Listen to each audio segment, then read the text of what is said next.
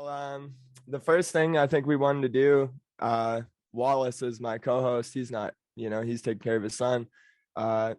Introduce you, David Weiss, Flat Earth Dave. He's out here. You can watch his videos on Flat Earth Dave interviews or his website. And we'd really like to thank you first and foremost overall for questioning this, because it's pretty much the greatest scam to ever go against humanity. And I know as well as you and him, and I'm sure as other people, when you talk about any conspiracy, let alone something as big as this, you're ostracized and demonized. Yeah. Quick correction. I have several YouTube channels: Flat Earth Dave Interviews, Flat Earth Dave Interviews 2, DITRH, which is right here. All of that, all of my links, how to book me, the app, everything is found at flatearthdave.com. That's all you have to remember. Flatearthdave.com. All my socials, Facebook, Instagram, Twitter, everything. It's all at flatearthdave.com. Contact information, support information, the podcast, the crash course, it's all there. Flatearthdave.com. Flat Earth Dave fed. He's compromised. I think. Whoa, going down. Oh, sorry.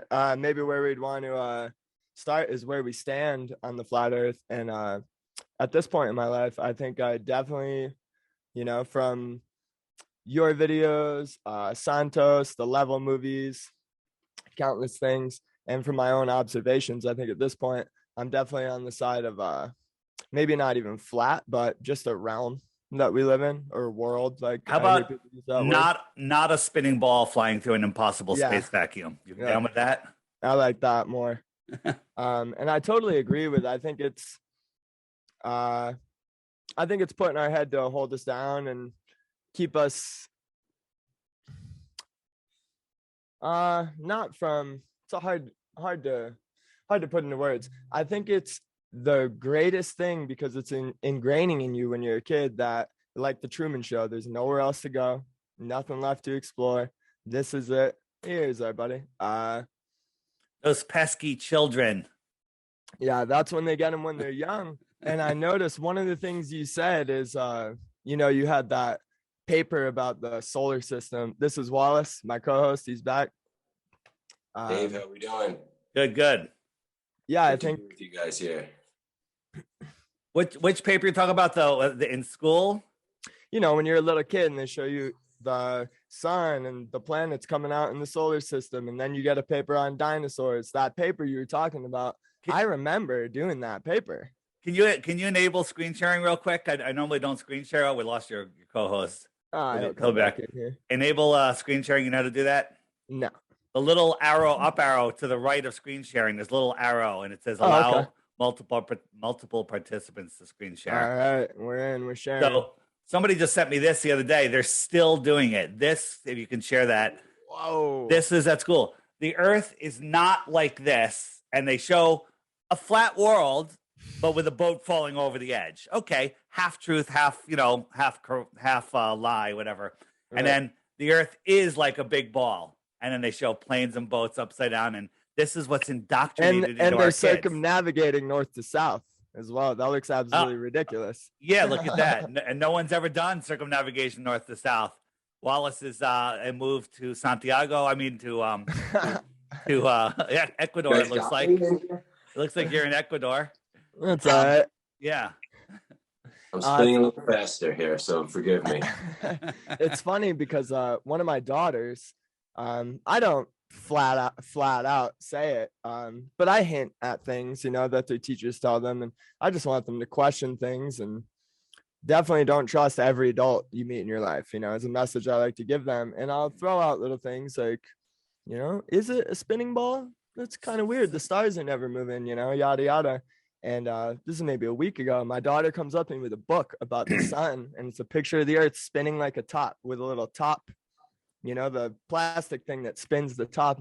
See, Dad, spinning like a top. It says it in the book. And so the indoctrination is unbelievable. The amount of stuff, and you guys have little kids, so it, you see it. But think about this: when when you go to school, they teach you what they want to teach you. They teach you, you know, all the way through school. They teach you regular arithmetic, and then and up to college, managerial accounting, and all stuff to make you good little worker slaves, marketing, you know, whatever. And they tell you you only use 10% of your brain, which I say all the time. But the truth is, we are supposed to use 100% of our brain that connects us with source, connects us with nature. But when you grow up, if you know, if you tell a kid there's you know, you can have a red ball or a blue ball, but you don't tell them that there's 900 different other types of balls out there, they only choose between red and blue. Okay, well, I want the red ball, I want the blue ball. The red ball's better because, you know, it's a cooler color, whatever. If you don't have choices, then you have nothing to pick from. So the way our world works is our thoughts create our reality. Absolutely. And if you limit our thoughts, put it inside a heliocentric prison, you're lost. You know, you've limited your ability to manifest. And then you know, people don't realize that this is more of a spiritual war, an energetic war for our minds. And then you get a little kid and you put them in the indoctrination system and you steer them and only give them little choices, you know, all the way up to college. You have courses that make you good at something that fits the heliocentric system. Now, I don't know if you guys are subscribers to Crow 777 Radio. No, I'm familiar with his videos though. Yeah. So Crow 777 Radio is it's the best research, wide expanding podcast out there. They do 2 episodes a week. If you got a kid, right now, teenager, college kid, whatever, and you didn't send them to school and you had them listen to every week, there's 2 new episodes, and then there's 400 at this point, old episodes. So they have to listen to 3 old, 2 new, 5 courses a week. That kid is going to have shitting out red pills. That kid, besides that, it's going to be like, you know what? That's really interesting. Yeah, this free energy technology, this, you know, etheric energy or whatever, they'll have different desires. Absolutely. Then their minds will expand and they'll go in that direction. And perhaps they'll invent something that's threatening to the establishment, you know, that could take away, you know, the fact that we need to pay for power when the fact is that's not true.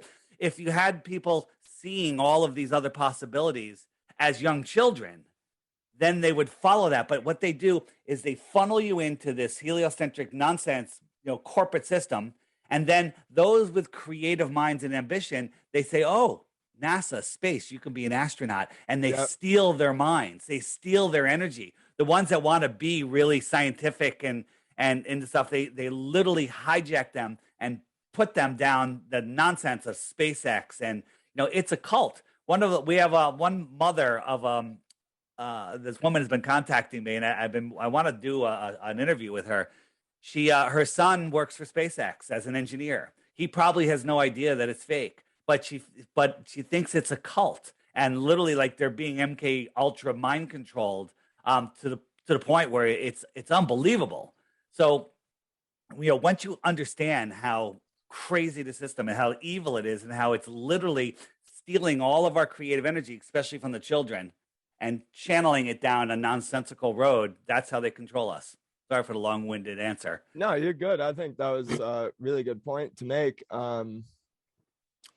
Yeah, it's definitely deeply ingrained in people. And like you said, once you do that, you're raising your children to be okay, so first off, I think it's there's a lot more relevant things to be teaching a kid rather than solar systems, dinosaurs. Those seem sort of like out there ideas. And like you're saying, you're getting a kid. If you were to go to a grown man who grew up watching Crow 777, you guys, Tinfoil Hat, whatever, and you had them on this course of discovery, knowledge, open-mindedness, they're gonna be on a whole different paradigm than people who grow up in this Babylonian, you know, you're chasing money, you're in this rat race, 9 to 5. There's nowhere else to go. This is all there is. I totally agree.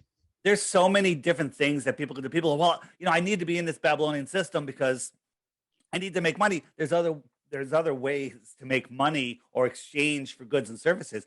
What about, you know, now, you know, there's a lot of issues where people are too busy. They're working.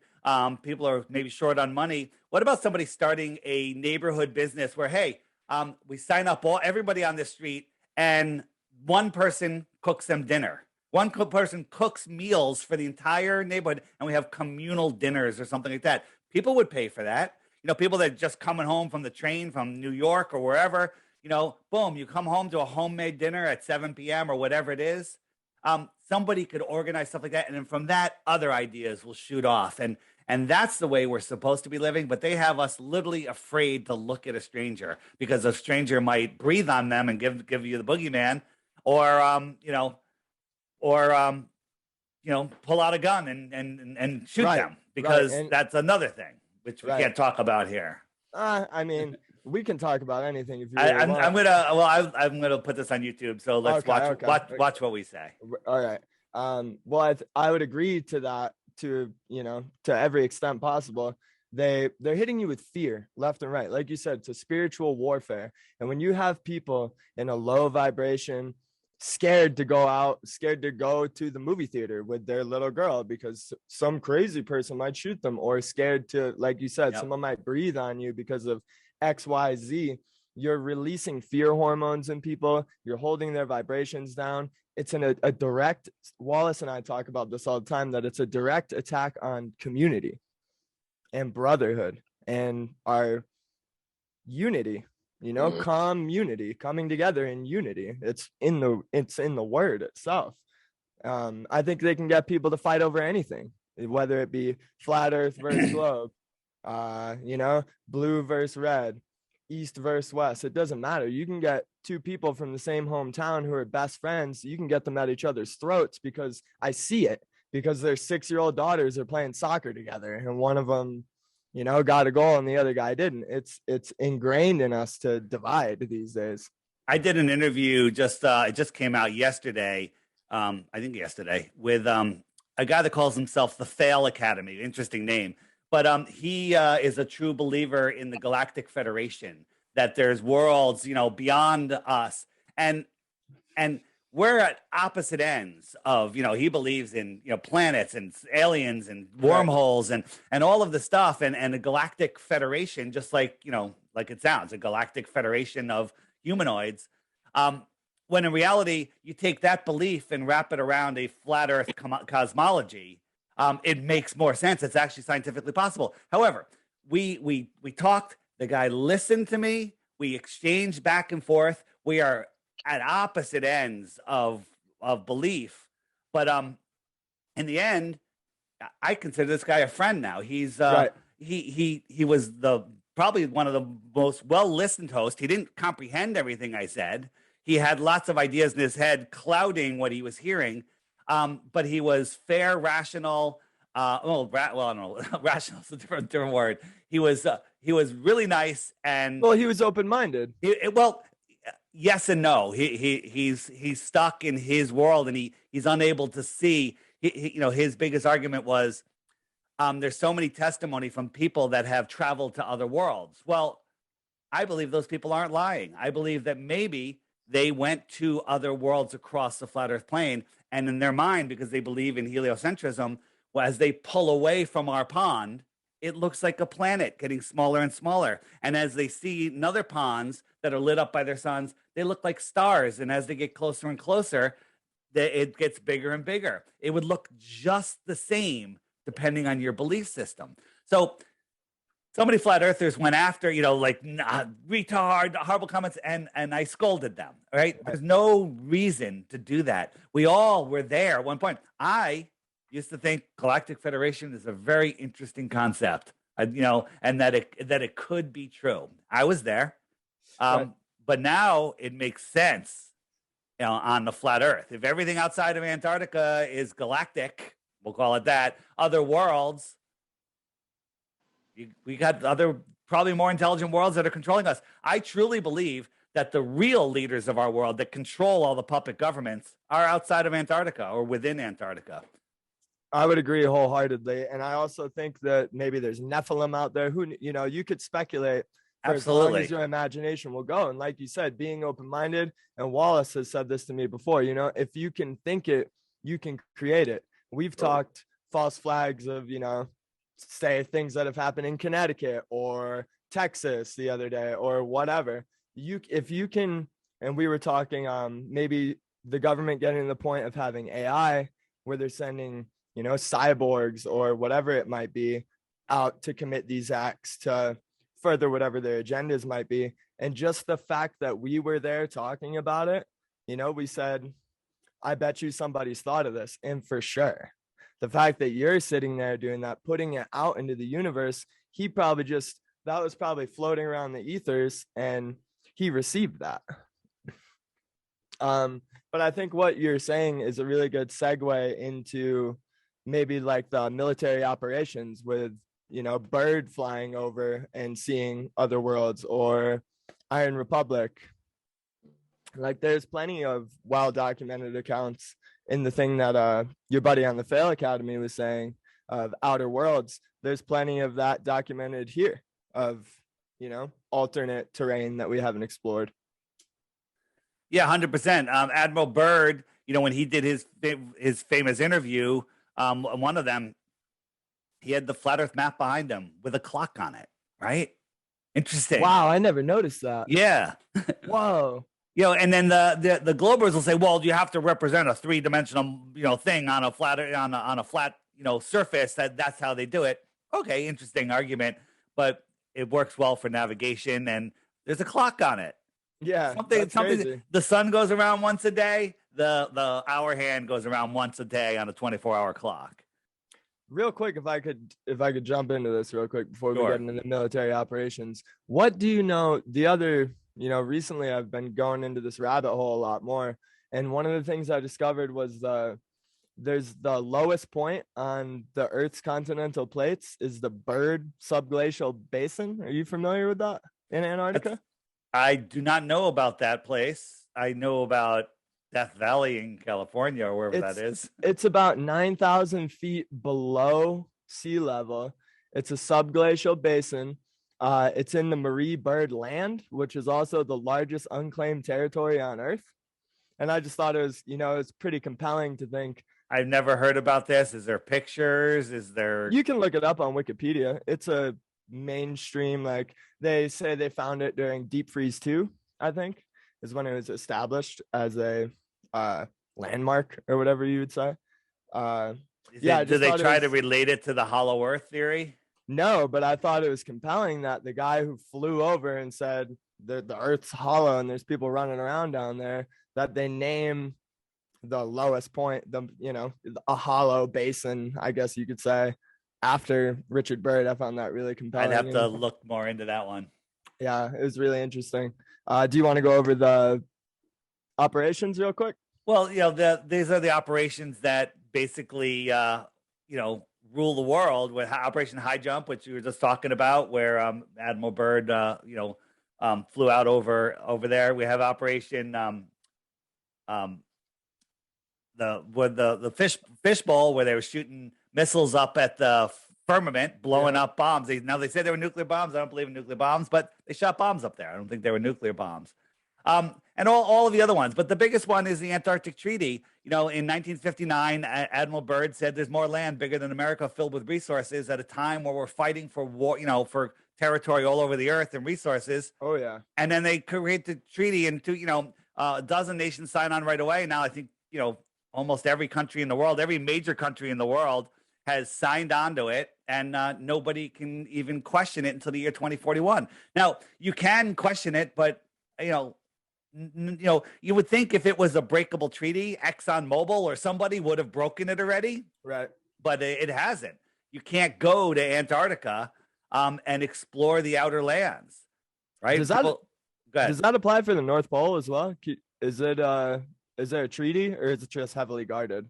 Well, the North Pole, I don't know a lot about the North Pole other than, they made the National Geographic when they had the explorers go there and they showed it to every kid in elementary school. It made basically every kid go, I never want to go there. It's cold. There's nothing there. The guy's fingers were falling off and it's dark and there's nothing there. So I know that you can't go there. You can't fly over it. That's interesting. And, and the South is another place you can't go, right? people go, well, I go there. I know somebody went to Antarctica. See this little peninsula right here, this little thing here. It's bigger than many countries, but they take you to a little island off of Santiago, and they show you some penguins and some ice. You can't even see this far. This is hundreds of miles in here. 1,000 miles. Okay, a giant landmass, and they put you off on a tiny little peninsula. They put you right here, and then you think you saw Antarctica. You didn't see squat. Right. Okay, and then they kick you out. Nobody's allowed to explore south of this line, this pink line, 60 degrees south. Dave, I'm curious. When I went over the Iron Republic, I came across the explorer. Was his name J.E. Barrington? Was that the guy through Iron Republic? Yeah, I think that's the guy. Yeah, go ahead. Do you got any info on, one, the civilization that he supposedly contacted, and two, where that passageway that he found through was? That's a good question. And if there's lots of different depictions of maps, so maybe the passage was here, maybe the Iron Republic was here. Maybe this is the passage. This is called the Summer Gate. Maybe it's here and they went there, because I think they said, the guy at the Iron Republic said, the Iron Republic is on the other side of Antarctica, about the same distance as America is from the other side. So here's America. Maybe it's over here somewhere. If this is an accurate map, this could just be a depiction. We don't know. But there was such an interesting story that he went there. He was lost at sea, went through a passage, was lost at sea for a month. Then they found land and they saw a city and they anchored off waiting for morning. And then a boat came out and it was the guys from the Iron Republic. And the guy went there. He lived there for, I thought it was months. It was years. I re-looked at the story. Oh, wow. It was years. He actually got married. He fell in love with a girl. What? And he got married. And then she died a couple years later. And then he was so heartbroken, he left and came back to Florida. I think he came back to Florida. Yeah, you're right. Was it Florida? So I think that was 1904. It was in the Florida magazine, right? Yeah, it was around that time. And see, that's another thing. Look at our world today with the internet, with eBay. If you wanted to find the first episode ever of Time magazine or Playboy or whatever, anything you want to find that ever existed, you can find it somewhere. There is not a single copy of Florida magazine anywhere to be found. Now, you can find a couple digital copies. That's great, but I want to see a physical copy. Yeah, they are gone. Hard to alter. They are gone. Gone. So, so here's the thing. People go, well, where's your proof?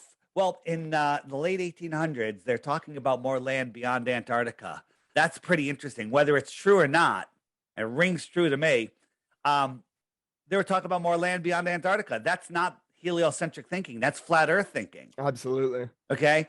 And there's a whole bunch of books. The Smoky God.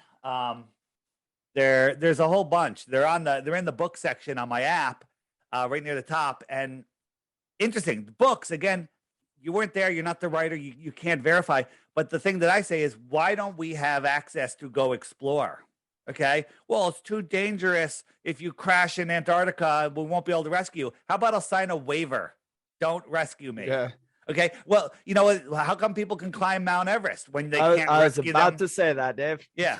They can't rescue them up there. They let people go up there. Or do anything. How come an 18-year-old kid can go sign up to die in a war by the thousands? There's no regard for human life. That's a silly excuse. Good friggin' point. And I think anything that's censored, whether it's the pokey or towers collapsing in on themselves or anything like that, anything that's censored is telling you that there's something to be questioned there, especially when you're censoring my freedom to exist and roam around and explore the world. I think I should let you guys know, just to be fair, because I'm not sure if this is transmittable over electronic, connection like this, but I do have the monkeypox, no symptoms, but I'm asymptomatic. I have no symptoms. I'm asymptomatic. Oh wait, I'll put two on. I'm asymptomatic, so that's good. Asymptomatic. I didn't make it up. I would. Anything that censors us. Good question, man. We've been doing it time. We're honoring our questions. We're asking the right questions, and these huge questions. These are big questions, you know, maybe the biggest lie ever. So that's huge respect for that. Like, you know, and yeah, there's so many things that are censored that we just need to keep doing that. We need to keep asking questions, our due diligence. For those of you that want to find more out about the recent events that shall not be talked about on YouTube, stoplookthink.com. Go to the hoaxes menu and it's right there, or scroll down on the main page. There's highlighted videos there. Check it out. And there's some good ones coming on the thing that happened in Texas. Definitely. Dave's got the good stuff. Yeah. But if you look at the news, there's all of these, just kind of shifting over to that story a little bit without saying too much about it. Right. There's all of these sub stories. A mom broke away from the police and went in to save her child. That's an argument there. The police should have done this. No, she did that. She did the right thing. She did the right. Those are stories. That's like saying on the space station, the bathroom doesn't make any sense. Okay. Right. But the space station isn't real. So why are you arguing about the bathroom? Right. Okay. Right. So you have all of these sub stories, and people talk about, well, stars, planets are round. Well, no one's ever proven that a planet is different from a star other than it moves. And no one's proven what size they are, what distance they are, or what if they're even solid, even if they're physical matter. But one thing we can prove is that the sizes that they tell us and the composition that they tell us are scientifically impossible, right? Jupiter, a non-reflective gassy ball, which would have a small sun because it's farther from our sun, can't reflect light back to us from that small sun off that non-reflective surface back to Earth brighter than any star in the sky. That makes no sense. Right. Absolutely. Right. I mean, when you look at it and you look into the sizes of things, the Polaris. Well, these are demonstratable things. Yeah. I grow cannabis for a living. So the inverse square law of light is very, very real. Light diminishes greatly, like really, really quick. We need to talk samples, my friend.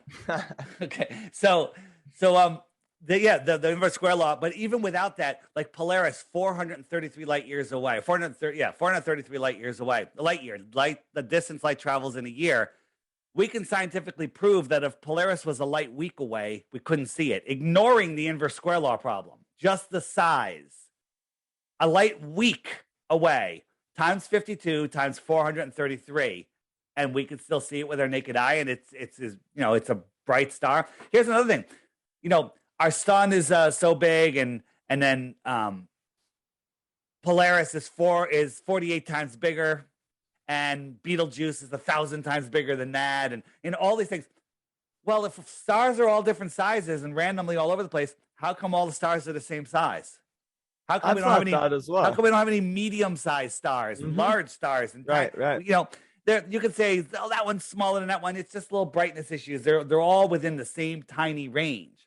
So the heliocentric argument to that is things get smaller and smaller and smaller until they go to a point. Then they just stay there, no matter how far away you go. Right. And that's the bullshit. Light's coming forever. Yeah. If I took a penny and brought it to the point where it was so small, it was just a tiny little dot, you can see it. And then if I moved it a mile away, it should still be the same size. The light that's bouncing off of it should still be the same size. Bullshit. I agree. One thing I wanted to ask you about, Dave, getting onto stars, I'm sure this is going to be, a speculative answer from you. What do you think about shooting stars or meteorites? What could those be, if you were to guess? Yeah, so they are electrical phenomena, in my opinion. And they, if you think about it, we're corkscrewing through space, traveling 4.5 billion miles a year, but somehow every August 20th or whatever, we go through the same path that a comet had gone through hundreds of years before and pick up the dust. Okay? That makes no sense. We're 4.5 billion miles from where we were last year. And somehow we're going through the same tail. Oh, that tail is moving with you at, 500,000 miles an hour. It's such mental gymnastics to be a glober. It must be exhausting.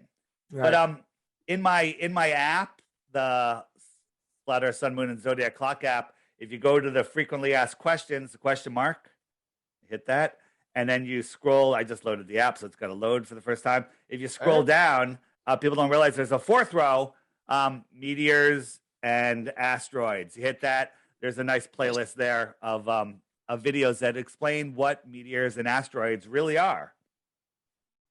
Nice. I like that a lot. Yeah. It's crazy, these numbers you're saying. These are unfathomable to the human mind. You're talking about things trillions the size of Earth or trillions of miles. And like you said, I think that's the greatest part of the spiritual warfare, is give you these insane, they want you to think you're a speck of sand in an infinite ocean, and Correct. that your life is meaningless. And I think that contributes to a lot of the degeneracy we see, a lot of the division.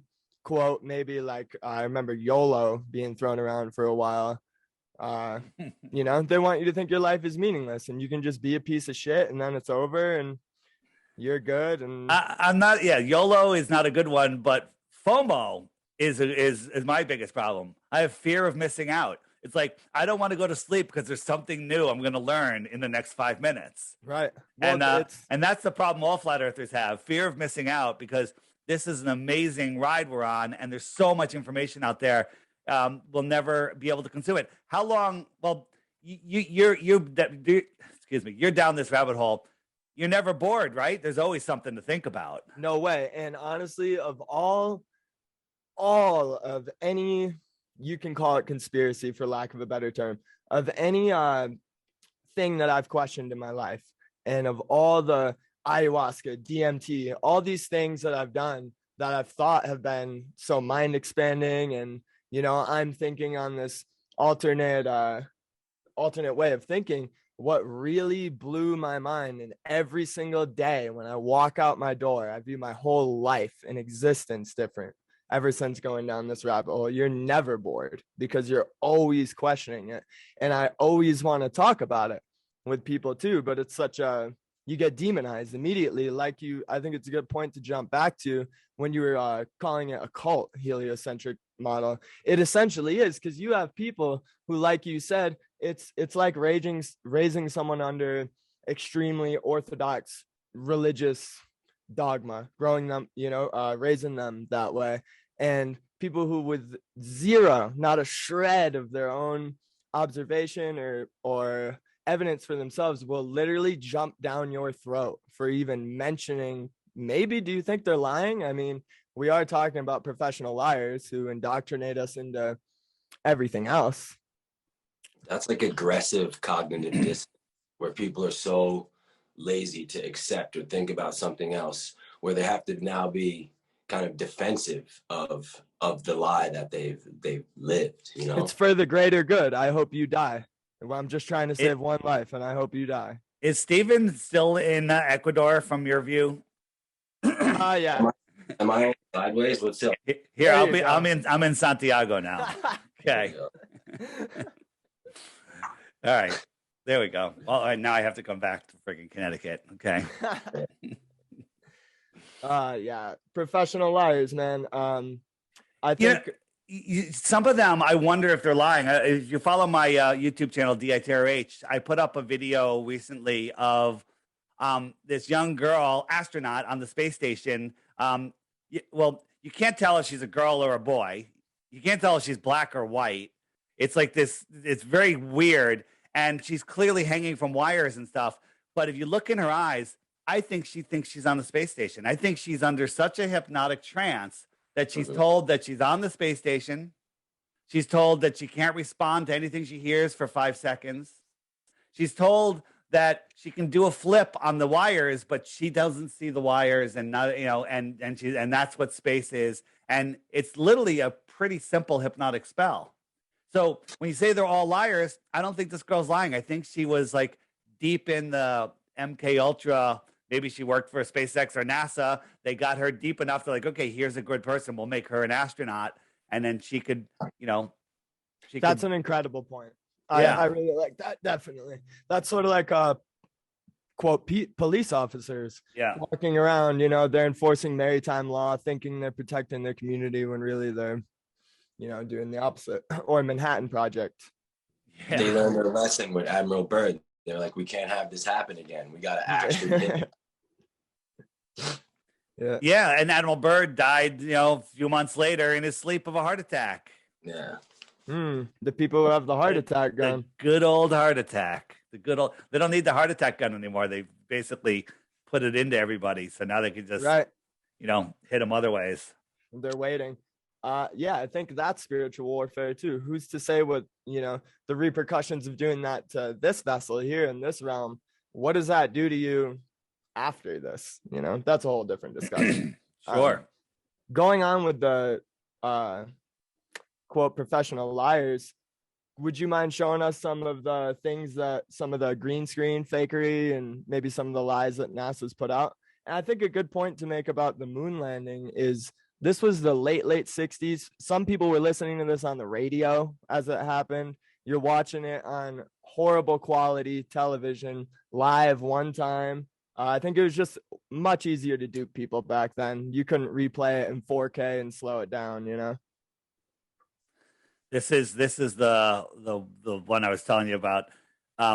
She does her obligatory flip at the very end. The whole time she's standing there, not moving sideways, clearly hanging from wires. What's causing her to pivot at her waist? You know, when she does that, if you're in space, you're going to go tumbling in all different directions. And then she loses her balance when she goes back. And in my video, you see that thing sticking out of her shirt? That's her harness showed for a second. And another times she pulls down her shirt and it shows her harness. That background looks super flat too. Oh my God. And she's like the wrong size. And then the windows are always covered up and it's like stupid. And if you look at it, it's always, this reminds me of, it actually changed a little bit. It reminds me of Mickey Mouse. They always have the Mickey Mouse hidden in their logos because Mickey Mouse, Disney and NASA are essentially the same company. Absolutely. That's a really good point, Dave. I never noticed that. Wow. Yeah. These guys, they're all there on the space station. And I love how they all have matching shirts all the time. They all have sparkling new pants. Where do they keep all the clothes? The constant outfit changes. Okay. Where do they wash them? When they work out in the gym, right? They have to work out for 2 hours a day, sweating their ass off, sweat flying in all different directions. Like when I'm done working out, there's a puddle below me. Okay. Well, there's no puddle there. That shit, that sweat is going everywhere. Okay. And then how do they clean off? And then when they go in there to sleep at night in their sleeping bags, who's washing their sleeping bag for a year? Okay. If they're up there for a year, I mean, it must be the stinkiest place on earth. Did you see my video on the ISS bathroom? No, I didn't. It's the dumbest thing ever. You have to watch it. DITRH right here. DITRH. That's my YouTube channel. Everything's at flatearthdave.com. And it's one of the newest videos. It's called I Have to Go to the Bathroom. It's called. and the bathroom is so stupid. They're pooping in this little tiny box with like a 5-gallon bucket below it, maybe a 3-gallon bucket. And they're pooping into a bag with zero gravity. And then when they're done, they have to lift up the seat and they have to close the bag. And then they have to push the bag down in with all the other bags. And then there's like, they have a stick to push it down farther. It's like, it's the shit stick, right? Technology. Caveman tech on the space station. So I wrote a scenario and I'll tell you. So you're going to the space station for your first time, right? You're out, you have a bumpy ride up, you're nervous, you're feeling a little motion sickness, but you don't want to throw up because that's bad in space. They open the door to the space station and it's been up there for 20 years without a cleaning crew and it smells horrible. You go in there and you're like just trying to maintain because the cameras are on you. You're floating in, you're just like, you're going to make your way to the bathroom. Okay. And as to go to the bathroom, you have to go through the gym area. And as you go through the gym area, sweat particles are hitting you in the face. And now you're trying not to throw up. So you hold your breath. And as you approach the bathroom, a little piece of shit floating in the air, because there's shit everywhere, is about to hit you. So you turn your head and you take a deep breath and you immediately vomit all over the place. And vomit goes everywhere, spreads through the room. The other two people working out, they immediately vomit. Houston, we have a problem. It's like Stand By Me. Yeah, Houston, it's a complete and total barfarama. That's what it's going to be.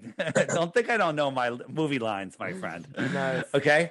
That's what it would be like on the space station. Oh, I missed it. When he turned his head to take a breath, they inhaled a hair from one of the long-haired female astronauts covered in sweat and grease. Okay? And it wraps around their uvula. That's when they throw up. Okay?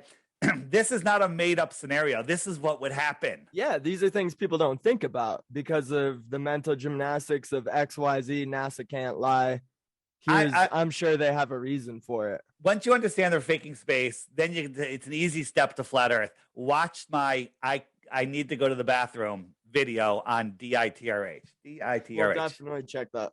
Yeah, it's on one of the top videos, one of the last few videos at the time of this recording. Nice. Yeah, we know they do the, one of my favorite clips is the augmented reality of it's a woman, and all of a sudden this little like Adobe After Effects sparkle happens, and she's holding a stuffed animal or something all of a sudden. So right here, this ball is filled with helium. It's real. That's not real. You see the little beam coming in? They literally beamed it in like Star Trek and made the fucking noise. Okay? Right? Let's just go back and watch that again. Yep. This is a smoking gun to me. Like, if you believe this, you're just, I'm praying. Yeah. But the ball is real, helium. That's not real. And she's manipulating it. They just proved. And I think they do this on purpose because stupid people. Right. Revelation of the craft. They'll just like, oh, they're just doing it for the kids. I'm like, why aren't they really doing it for the kids? Right.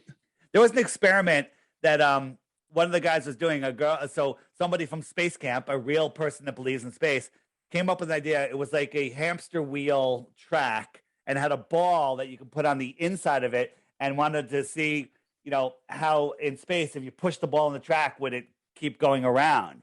And so the astronaut, I forget which one it was, he has the thing there, and he's doing it live on a television show. And he goes, we have this experiment, but I can't do it live on the show, so we'll show you a recording of me doing it earlier. Okay? And he did it in a zero-G plane. And if you watch even the short clip of him doing it, edit. There's like 4 edits. Those are different flights. Zero-G plane, right? Yep. Where they take the parabolic arc, and then you could do things that you could call anti-gravity in there. But this is all that's going on here. This is augmented reality. I should actually get that freaking clip. These guys, after a long press conference, they're in front of a green screen, and they glitched out before it went away. Everything that was floating glitched out, and everything that wasn't floating stayed and remained perfect. And they cut away, and people are like, you don't understand. That's sure. Sometimes video can glitch out. Cosmic rays. Well, it wouldn't just do this layer, right? Like this thing that's moving, this thing. These all glitched out, and then they cut away. Now, that's the cult. That's the Stockholm syndrome. Yeah, people don't want to. Yeah, so there's so many. Oh, so here's Chris Hatfield squeezing water out of a wet cloth, and that's on a zero-G plane. If you watch this, the actual video of him doing it is 100 different clips. Yeah. There's 100 edit. But then they did it on the zero-G plane and it looked exactly the same. So this is let me get out of the way here. This is just a whole bunch of clips. This is a guy in a space station. This is a zero-G plane. And they're making it look like the space station.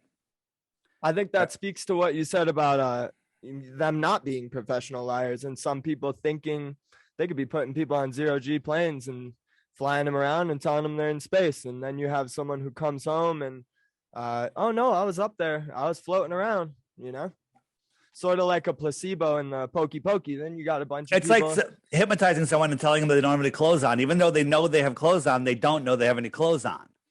Okay? And so they think they're in space. I think Don Pettit thinks he went to space. I mean, he's actually that far gone. This clip is one of my favorite clips right here coming up. This was like live on the news. They were in either the space station or maybe it was the other place before the space station. And all of a sudden, I think it was the space station. All of a sudden, they slammed into the wall, right? Because the news show was saying, hey, we're going to have a rare opportunity to speak with the space station live when they get in satellite coverage. We're only going to have them for like 45 seconds. Well, that's about the amount of time that a zero-G plane can go, okay?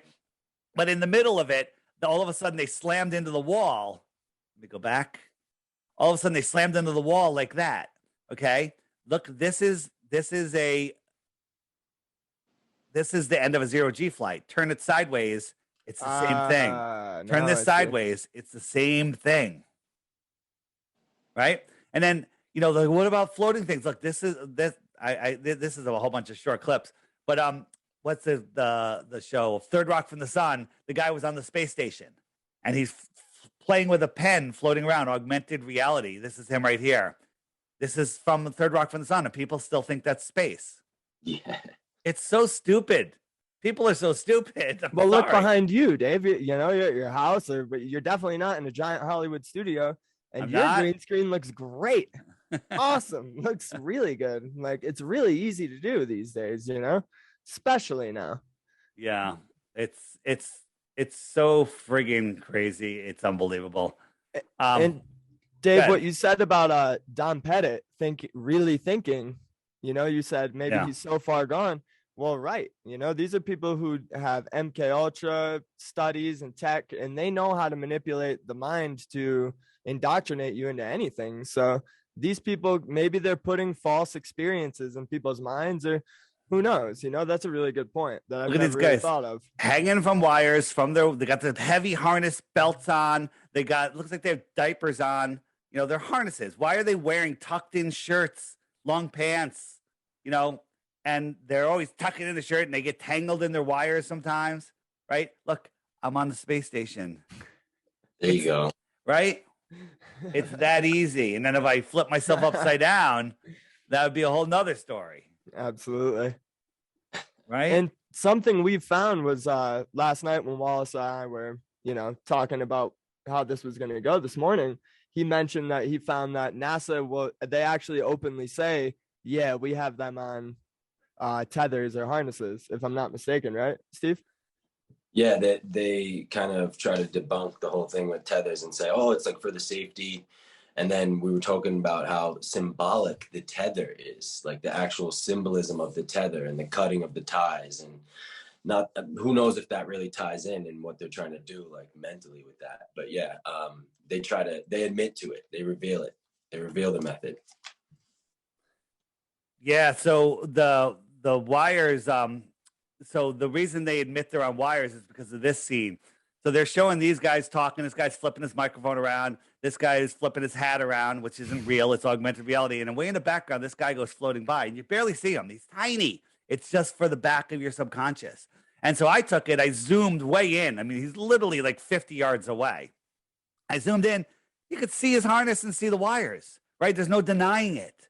Okay. And they're like, and we, you know, guys that know how this works, are like, that's supposed to be another video layer that isn't there. So we did it. So I'll discuss that in a second. But what happened in the script, this guy is supposed to hand the guy in the green his hat. Okay. Cool. And they're looking at either a screen behind the camera or augmented reality, you know, contacts. And he moves his right hand. He thinks he's passing him the hat because he looked away from the screen. He's like, oh, you see, he was looking away from the screen. So let's go back. Oh, yeah. It's really quick.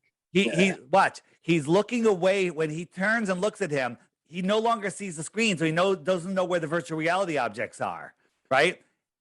And look, he looks away. He's not looking at the screen. He moves his hands. He's like, oh, the hat. And he got confused. He got confused, and now I'm just looping it. Right? Now he's like, no, here's the hat. Now he's holding the hat, and they're trying to figure out what to do. Yeah. It's crazy. There's another one where all the astronauts are eating and everything, and they're all doing stuff, and one of the guy has a fork, and it's floating out, and he loses track of the fork, so he's going to get the fork, and he forgets where it is, so he goes, he looks at the screen, then he goes back, and then he looks again, and he goes, and he grabs it.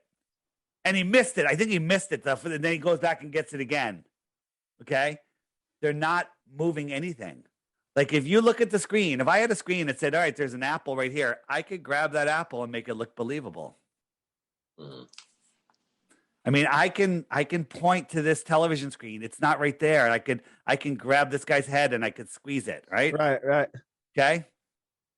And especially with the budget they have, you know, you're talking $60 million a day. These people can make anything look like anything. $63 million a day. $63 million a day.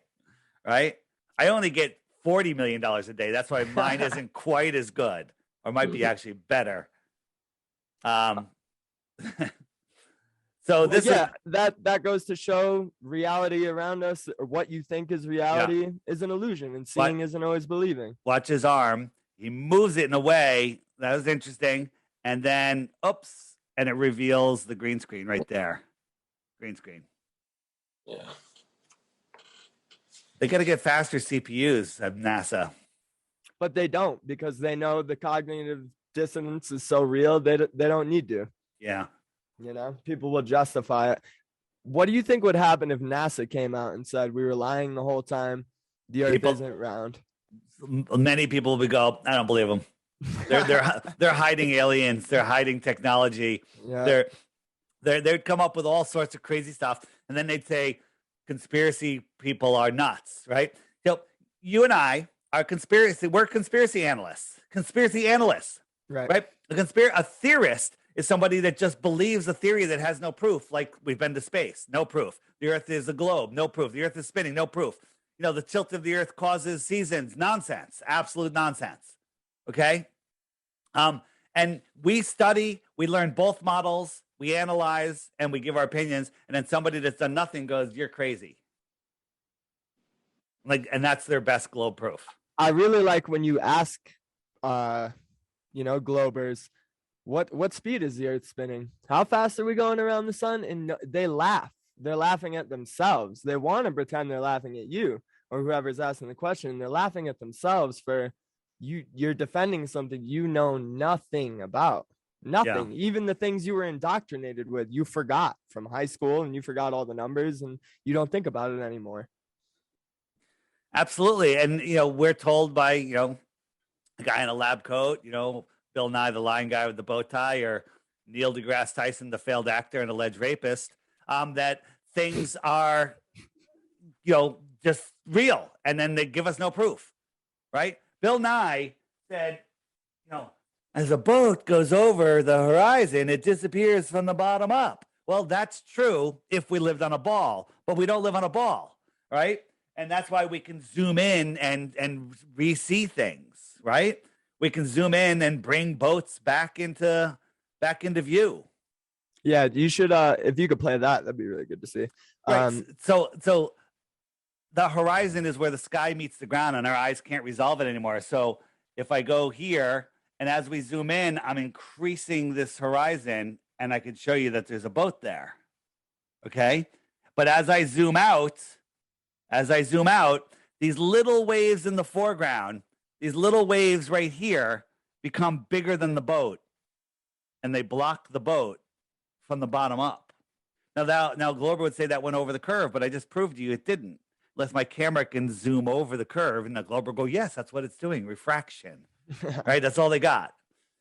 We could see Chicago across Lake Michigan. 70 miles. Yeah, I think it's 50. But that's plenty. And it's a mirage, they tell us on the news. So a couple of our guys went down and got on a boat, got it in view, and then went 50 miles across the lake and never lost sight of it.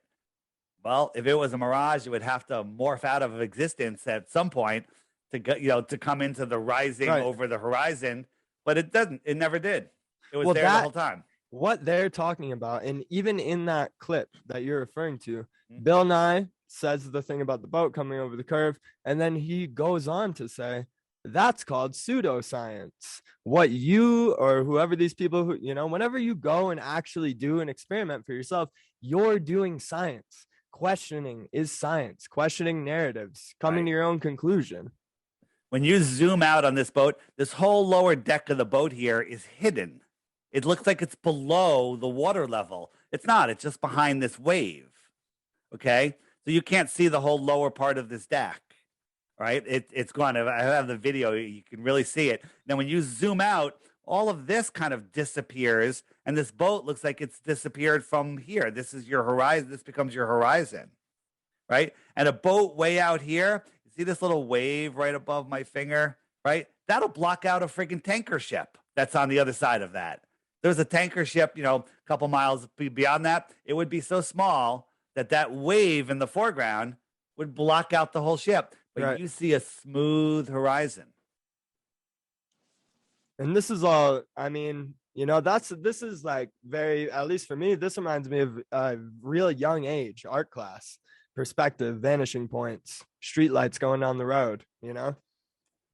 Absolutely. And people, you know, they're not really taught perspective in school.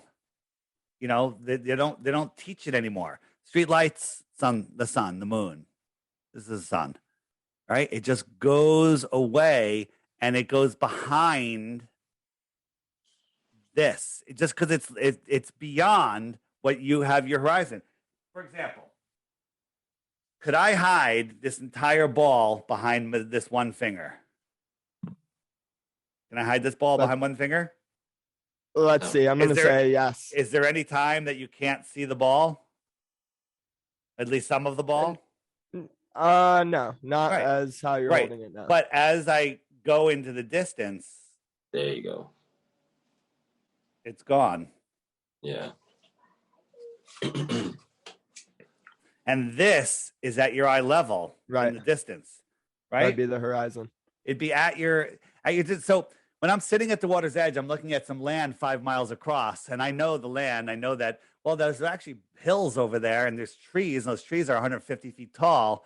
But the tops of those trees look like a straight line, and they look like they're at my eye level from 5 miles away. But I know that they're higher in the sky, right? If I ran a string from my eyes to the top of that tree across the water, the top of that tree line, I would see a line that's 6 feet off the water the whole way across to the top of those trees. But if you were standing underneath those trees and you could see the line, you'd see a line from 150 feet up sloping down. Right, and it would look like that should all be under your feet too. Right. Well, everything it gets merged into the horizon. Just think about the two different points of view, right? I'll show you. I have some graphic. I'll show you. I'll pull up here. So we love graphics. Sunsets. There it is. So where is it? Okay, here it is. This is called my cloud perspective. All right. So street lights going down. So when you're out on a cumulus cloud day, you got cumulus clouds sitting there. They all look like they're sitting on a flat deck. So here I am, and there's a cumulus cloud up here. Okay. But now imagine the clouds are spread out like a beautiful day. They got a cloud over here, cloud over here. You know that this is all the same height, but it looks like it's going down, right? Right? So this cloud here, which is 30 miles away, the one I'm pointing to here is very small. It's still the same height as this cloud, but if I do a line to it, it's small. So if I do a line from my eyes to that cloud, that line is parallel with the water, right? Right. It's parallel. From my point of view, that line is just going straight out across the water and to that cloud. Okay? So what if you were standing underneath that cloud and can see this string from my eyes? What would you see? You wouldn't see it going from straight over because that cloud is 5,000 or 10,000 feet above you. This is you under the cloud. Right. And this is how you see the line. Okay. But I see this line as level.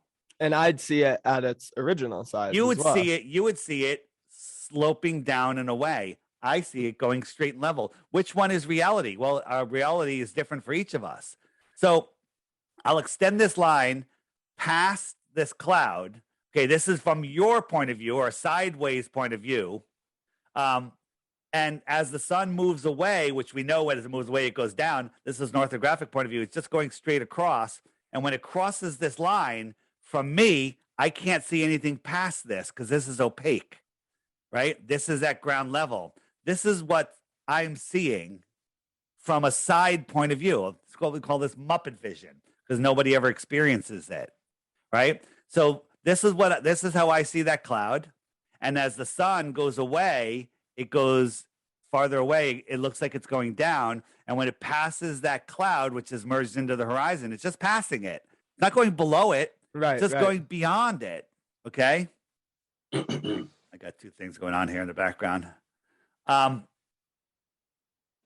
That's how it works. So here, I'll transition into this real quick. This is a great one. Yeah. So I'm just going to jump to the end here. So this is me sliding the sun along this line. This line is level. And this is above my eye level, but it looks like it's at my eye level. The camera's on the counter, right? And if I zoom in, look at this line. It's level. And this is not going below here. It's just going beyond it. Okay? It's just going beyond it. And then we compare that to a real sunset. The sun is going away, and it's going behind this atmospheric deck of opacity. Okay? This is where the atmosphere becomes opaque. That could be mountains. It could be trees. It could be just thick atmosphere. Right. And it goes behind it, and it looks like it sets below it. Right? People don't want to process and think about this stuff. For those of you that have never seen this, here's the level line. This is from a elevated point of view from the opposite side. I got the cameras on the far end over here on the table. But right now I'm showing you that this is what it's going. That was all level and just going away from the camera. This is something you can recreate in your house. If you don't, if people want to question maybe camera tricks or anything, you can do this in your living room easily. Yeah, if I had this is real science. Yeah, if I had a longer, my kitchen was twice the length, I could really show it. It's amazing. Yeah, that is a really good demonstration. Definitely. Called the Flat Earth Kitchen. You can find it on DITRH. It's in the app under Sunsets. Under Sunsets. Yeah, the app is great, man. We live in the middle of the Rocky Mountains, and when I zoomed in on my hometown and saw other people, I really never expected to see it. Not where I live. Right. So there's people everywhere, and here I am in Connecticut, and it's growing super rapid. But these are all the people near me, and I could message them. Have you messaged anybody? Have you done a meetup or anything? I messaged one person. We went back and forth for a few chats. I sent them the link to our show, and I said, we talk about some really questionable outrageous stuff, and Nice. They stopped texting me back. That's all right. It's all right. I did a group, not me, but my friend Lowry did a group message, and we had a meetup in New York. We had like 60 to 80 people showed up out of nowhere. It was fantastic. And all these people are your best friends. Again, you also... This is breaking free, Dave. You're using the technology to... Right. You're creating your own content. You're spreading a message to people now. And the ones that have little guys in them means that they've filled out a profile so you can see who it is. People are using it as a dating app now, right? People are using it as, like if I go into my profile,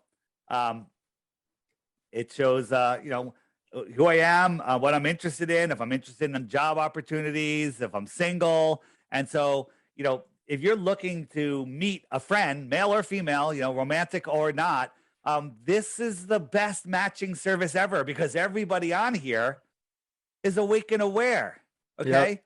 And if you need to hire somebody, if you have a local business and you need to hire somebody, find somebody local to you, message them, have them come in for an interview.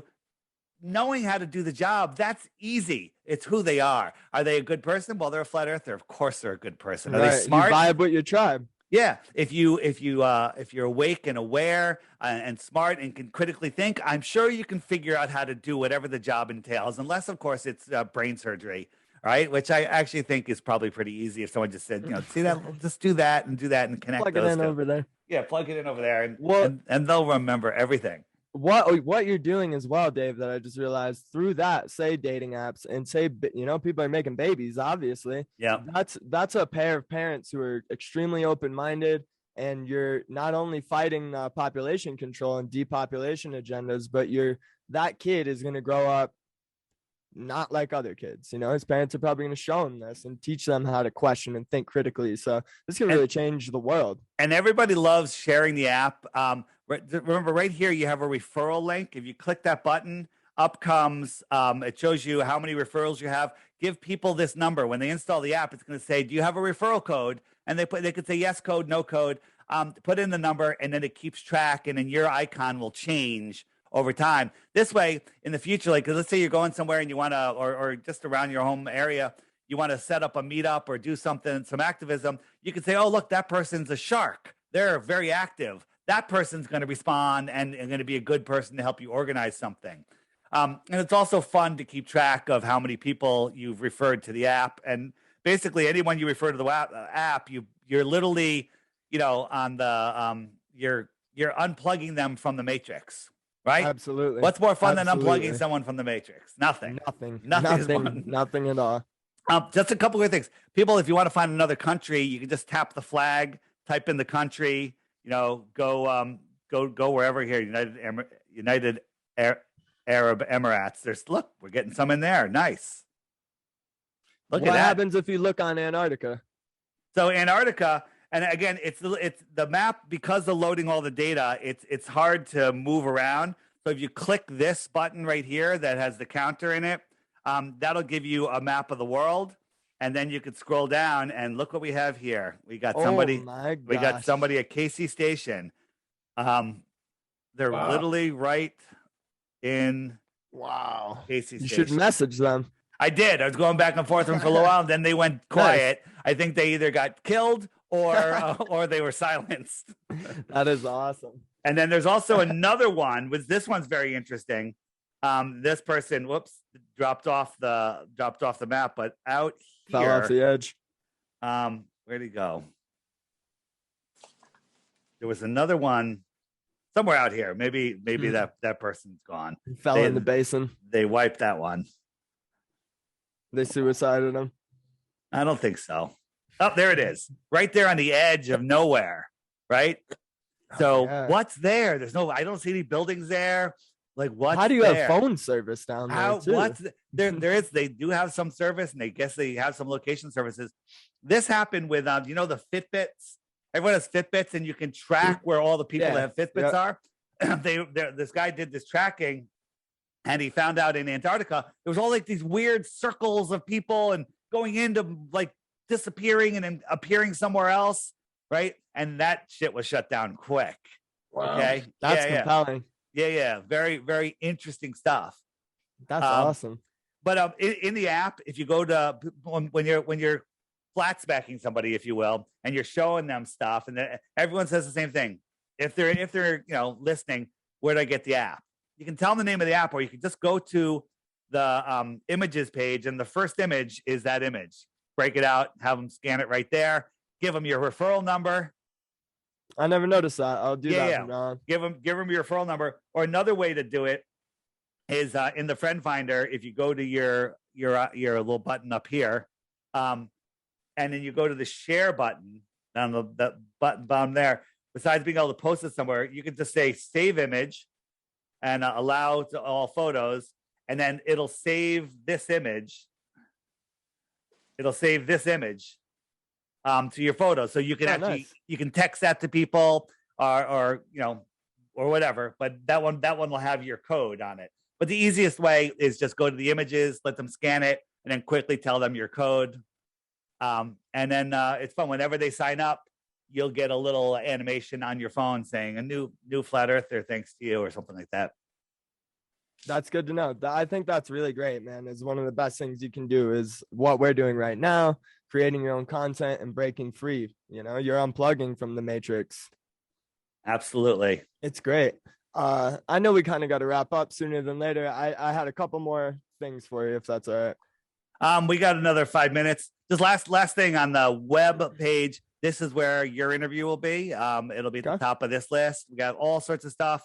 And for those of you that are like, if you have somebody that's interested and you can sit them down for a full-length video, these are the best right here. Full-length flat earth movies. And of course, the next level is the first choice. Look at that. And these are great videos that will wake people up. I tell people, try to get someone to watch 2 or 3 of those, and there's no way they can be a heliocentrist after that. Right. It's hard. I mean, the attention span of people is not very good these days. It's hard to get them to really listen. Do you know about the secret button? No, I don't. Right there's a little clock hands, and if I click it, the clock hands go away. So you just have the sun and the moon as your clock. I like that. As your clock. But if you click it, they never come back. So don't click it unless you want to get rid of them. No, they come back. All right, go ahead. A couple questions and let's wrap it up. All right, we'll be quick. What do you know about Marconi and his experiments with the Radio? Right. You know, he transmitted the radio too far. The Globers will say he bounced it off the ionosphere. Maybe, you know, I wasn't there. I don't know. But the story is that it should. I don't know too much about it. About how the radio would work. It shouldn't work going around a curve. Is what you're saying? Well, the globals will say that globalists will say that it bounces off the ionosphere. That's what ham radio operators say. But in reality, they're just transmitting straight. However, current times, we don't have to believe, you know, sorry from our history, is microwave transmitters. It says, you know, they admit it has to be line of sight, microwave transmission from one antenna to the other, line of sight. And I think they have some of these that are going 300 miles. Okay. Well, the curvature at 300 miles is miles and miles of curvature, miles and miles and miles of curvature. So these are impossible things. Submarines also. Submarine captains have said, you know, or navigators said that they can use their sonar and see another submarine on the bottom of the ocean 100 miles away. There should be a mountain of dirt of over a mile high between them. Right. Dave, what's your take on geology, like volcanic geology? And geologists are saying like Hawaii has been tracked to move over time, subduction zones and different continental plates, and just the Earth being alive and moving underneath this. I actually don't believe any of that. You know, if the Earth has been moving, you know, things like Stonehenge and not Stonehenge. Stonehenge is fake. Things like the pyramids, you know, things would line up. Okay, things that, you know, if we're moving, how is Polaris still lined up with the Georgia Guidestones? You know how, and it's lined up right through the friggin' hole. Not even both. You know, the heliocentric model makes absolutely no sense. And then the explanation that we are moving and we'll have a new North Star in 4,000 years. Well, if that's the case, do the math. It should have moved almost a degree already. That would have put it way out of the hole. When you look through the hole in Georgia Guidestones, you know, North Star is always there, always there. All the other stars circle around it. So geology is complete and total pseudoscience to a point. There's certain things, you know, hey, you've got a fossil, you can figure out what it is. But the aging, the dates, you know, the dating, carbon dating is nonsense. It's all crap. It's not true. You know, oil isn't made from dead dinosaurs millions and millions of years ago. All the anti-oil wells are full again. Where'd they come from? New dinosaurs move in and decompose. You know, dinosaurs again are made up. A royal guy in the 1800s wrote a paper about dinosaurs, theorizing about dinosaurs. No pre-construction, you know, from the pyramids on anywhere ever mentioned a dinosaur. This guy writes a paper a year later to the day. He discovers the first dinosaur himself. Okay. That's great spiritual warfare. Yeah. More materialism. And that's also to, you know, it's part of the heliocentric lie. You need asteroids wiping out the dinosaurs to have, you know, to have all of this stuff happen. And it's all nonsense. I don't know if you guys watched John Levy, if you watch the mud flood stuff. Oh, yeah. So John Levy, never missed an episode. He's in the homeschool section. In the homeschool section, get your kid, pull him out of school. Don't send him to college. Just have them do everything in the homeschool section. Amazing. Forget it. Oh, you guys have little kids, right? You guys have little kids, right? How old are you? Yep. How old are your kids? My oldest one is 6. So in the book section, have you seen Flat Earth Man's new books? No. So are you familiar with Flat Earth Man's music? No. Okay. So you're not familiar with his music. This is key. In the web page, scroll down. We got Flat Earth Man music. Hit that. He did a series of videos. You must have seen them if you're looking into this. We never went to the moon. Excuse me. The Puppet Show from the ISS. They're the greatest videos ever, adults and children. Your kids will love them. They'll learn a ton. And now he's turned them into books.